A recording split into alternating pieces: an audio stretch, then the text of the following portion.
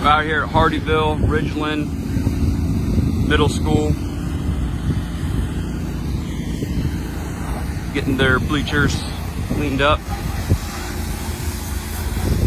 A lot of mold accumulation, very hazardous slip conditions.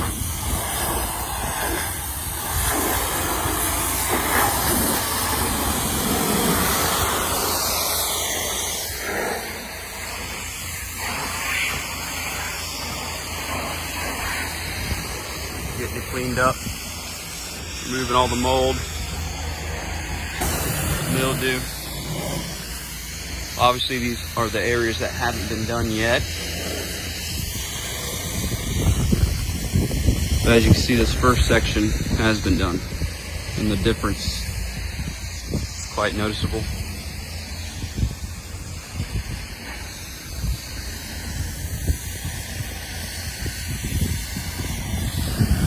You can see from the ground right here, from where it